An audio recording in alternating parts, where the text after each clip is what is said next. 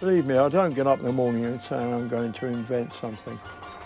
What tends to happen is you have some sort of accident or something goes wrong, and then you fix it, right? And you think to yourself, must have been done like that before. When I was growing up, I became creative, if you like, purely and simply because my father taught me how to use a Meccano set. I could do the most amazing things with my Meccano, and yet I couldn't write my name. Swimming became my first love. I found myself swimming for Middlesex, Southern Counties and Great Britain. In those days, there were lots of swimming pools, and I used to go off, dive off, show off basically, off the 10-metre board, you know, and do comedy diving.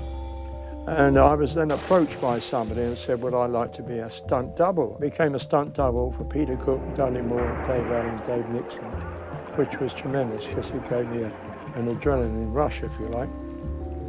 I've done about 25 inventions.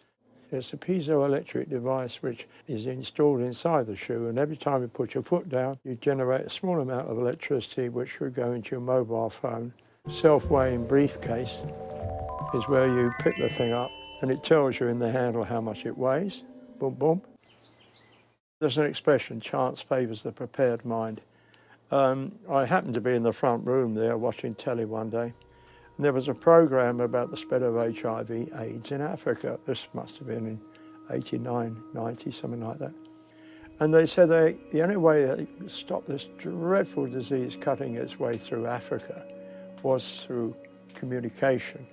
But there was a problem.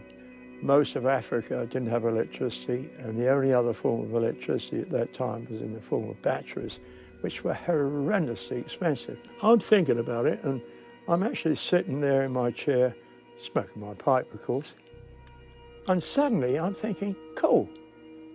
If you think of the old-fashioned gramophone, and I'm thinking, look, if you can get all that noise by dragging a rusty nail around a piece of old Bakelite using a spring, surely there's enough power in a spring to drive a dynamo, which in turn would drive a radio.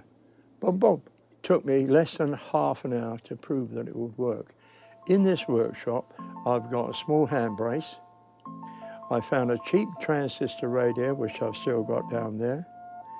And basically, I took the batteries out and I soldered 2 wires to the back of this DC motor. Turned the handle and I got the first Barker sound out of the radio.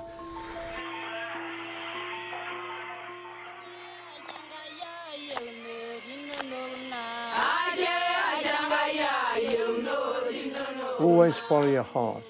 I mean, I feel so honoured that I've left something a bit more than a brass mark on the back of a bench chair, if you understand me. It's nice to know that even when I croak it in 100 years' time, the name will go down somewhere saying if it hadn't been for Trev, sort of thing. I mean, what else could you ask for?